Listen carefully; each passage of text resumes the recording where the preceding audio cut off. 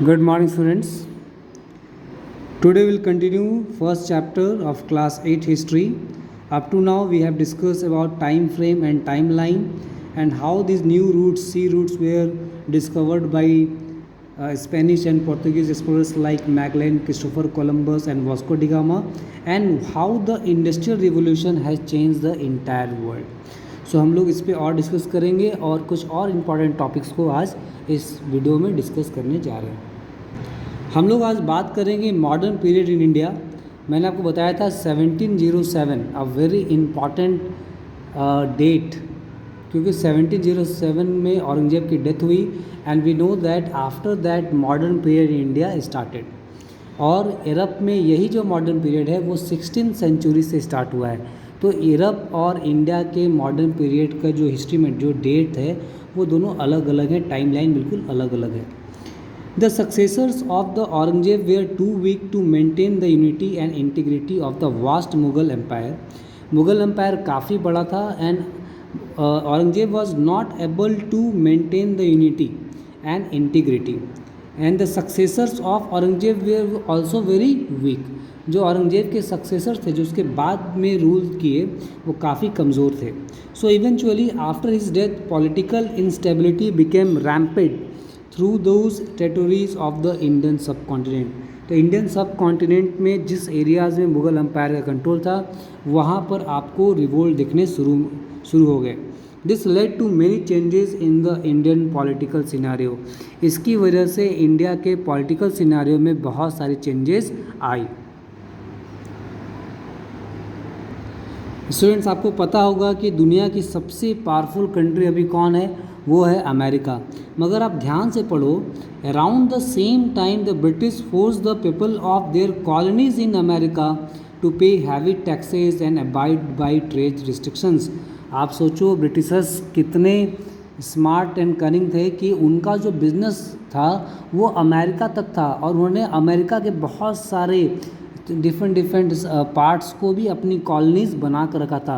Colonies का मतलब है ऐसा कोई भी स्टेट या कंट्री जो काफ़ी कमज़ोर हो पॉलिटिकली और इकोनॉमिकली, उस पर दूसरी कोई स्ट्रॉन्ग कंट्री ने जाकर कब्ज़ा कर लिया है और उसे अपने एक बहुत बड़े मार्केट की तरह क्या कर रहा है, इस्तेमाल कर रहा है। वो वहाँ चीज़ों को बेच भी रहा है और वहाँ से रॉ मटेरियल भी पा रहा है, जैसे उन्होंने इंडिया के लिए किया। Americans were denied political rights. अब जब देखो अमेरिका में उनको राइट्स नहीं थे, उनको पॉलिटिकल राइट्स नहीं था। They can not vote, they can not ask for anything. In the latter half of the 18th century American people decided to revolt against the British domination. This led to famous Boston tea party incident. यहाँ पे एक बहुत ही important incident होता है, इसका नाम है Boston tea party incident होता है, जो ब्रिटिश डोमिनेशन के अगेंस्ट रिवोल्ट करने के लिए हुआ था। In 1776 the representatives of 13 colonies met at Philadelphia and adopted the declaration of independence. और 1776 में 13 कॉलोनीज के लोग मिलते हैं, रिप्रेजेंटेटिव्स होते मिलते हैं और उन्होंने वहाँ पर डिक्लेयर किया कि हम अब इंडिपेंडेंस को पाएंगे, वी आर इंडिपेंडेंट। तो ऐसे बहुत सारे हिस्ट्री में इंपॉर्टेंट इंसिडेंट्स हैं जिनको आपको जानना चाहिए। A number of provincial kingdoms including Awadh, Bengal and Hyderabad declared their independence। अब हम बात कर रहे हैं फिर से औरंगजेब के सक्सेसर्स के बारे में, मुग़ल एम्पायर के बारे में। वो इतने कमज़ोर हो गए थे कि बहुत सारे ऐसे प्रोविंस है जैसे कि अवध है, बंगाल है, हैदराबाद है, इन्होंने इंडिपेंडेंस डिक्लेयर कर दिया कि अब हम आपके कंट्रोल में नहीं है। These were all known as succession states as they succeeded the Mughal empire. Some of the Rajput rulers become powerful. इसी बीच में कुछ राजपूत रूलर्स बहुत पावरफुल हो गए, जैसे मारवाड़ स्टेट, सवाई राजा जय सिंह। तो इन्होंने जयपुर सिटी को बनाया और ये काफ़ी स्ट्रांग हो गए, तो इससे ही प्रॉब्लम क्रिएट होने लगा। The Sikhs establish their independent state under Maharaja Ranjit Singh. और महाराजा रणजीत सिंह के अंडर में सिक्स ने भी एक अपना इंडिपेंडेंट स्टेट बनाया। Hyder Ali and his son Tipu Sultan establish and consolidated the kingdom of Mysore. तो मैसूर में टीपू सुल्तान हैदर अली ने कंट्रोल जमा लिया। And the Marathas gain prominence under the Peshwas. और पेशवाज के अंडर कंट्रोल में सारे मराठाज आ गए उनके लीडरशिप में। और तब तक वो पावर में रहे जब तक वो अहमद शाह अब्दाली से हारे नहीं in the third battle of Panipat. ये बहुत इंपॉर्टेंट है। थर्ड बैटल ऑफ पानीपत कब हुआ था? It happened in 1761। आप इसे नोट कर लेंगे। Third battle of Panipat 1761। Okay. Ahmad Shah Abdali. Invasion of Nadir Shah 1739 and Ahmad Shah Abdali 1761 dealt a severe blow to the already weak Mughal empire. Mughal empire पहले से काफ़ी कमज़ोर चुका था और उस पर नादिर शाह का इन्वेजन होता है, ठीक है, और अहमद शाह अब्दाली का इन्वेजन होता है 1761 में। इसकी वजह से जो ऑलरेडी पहले से कमज़ोर मुग़ल एम्पायर था वो और कमज़ोर हो गया। The lure of profitable trade brought the Portuguese, Dutch, French and English trading companies to the southern part of India. मैंने आपको पिछले वीडियो में ही बताया था कि कैसे ट्रेड को, चूँकि इंडिया जाना चाहता था, India was a land of opportunity, India के पास बहुत पैसा था उस टाइम, सोने की चिड़िया कहा जाता था। तो यहाँ पर जो लोगों में जो एक ये जो वर्ड लिखा हुआ है इसका मतलब है जो लालच था किसके लिए? प्रॉफिटेबल ट्रेड के लिए। तो यहाँ पे कौन कौन लोग आए, किन कंट्री से आए? पोर्तुगीज़ आए, डच आए, फ्रेंच आए, इंग्लिश आए, mainly for the purpose of trade. Their trading companies came to India specially the southern part of India, क्योंकि इंडिया के जो स्पाइसेस थे, मसाले थे, बहुत फेमस थे।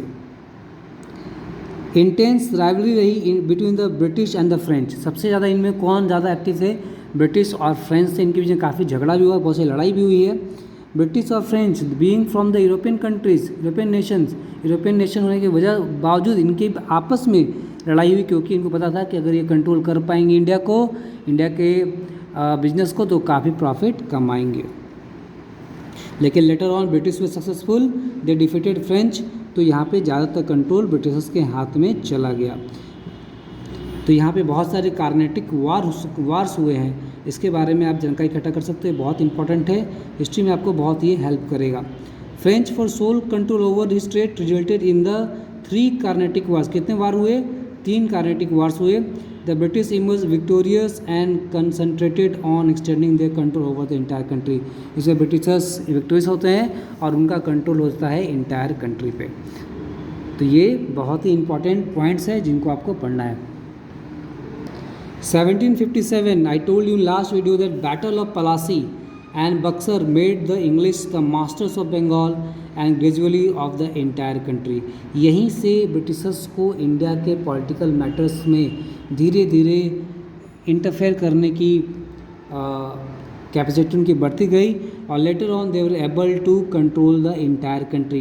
The East India Company transformed itself from a trading company into a dominating political power. मैंने आपको बोला था कि ये शुरू में आए थे ट्रेड करने के लिए, तो इन्होंने अपना क्या नाम रखा था? ईस्ट इंडिया कंपनी, क्योंकि इंडिया काफ़ी फार ईस्ट में है तो नाम क्या था? East India company. लेकिन they were initially a trading company but later on they become a dominating political power. Next one is the exploitative nature of the company's rule led to the growth of common feeling of hatred against the British among the masses। लेकिन उनका जो भी उनका काम का तरीका था वो बहुत अच्छा नहीं था, तो धीरे धीरे लोगों के मन में उनके प्रति जो घृणा है, हैटर्ड है, वो काफ़ी बढ़ता चला गया। और इसकी वजह से ही आपको पता है फर्स्ट बैटल ऑफ इंडिपेंडेंस, आप बोल सकते हो फर्स्ट वॉर ऑफ इंडिपेंडेंस से लेकर 1947 इंडिपेंडेंस तक काफ़ी सारी हमने लड़ाइयाँ लड़ी और finally we got our independence on 15 August 1947। तो ये थे सारे इंपॉर्टेंट पॉइंट्स। नेक्स्ट वीडियो में हम डिस्कस करेंगे कुछ और इंपॉर्टेंट पॉइंट्स के और जानने की कोशिश करेंगे कैसे इनका असर जो हमारे प्रेजेंट पे पड़ता है। Thank you.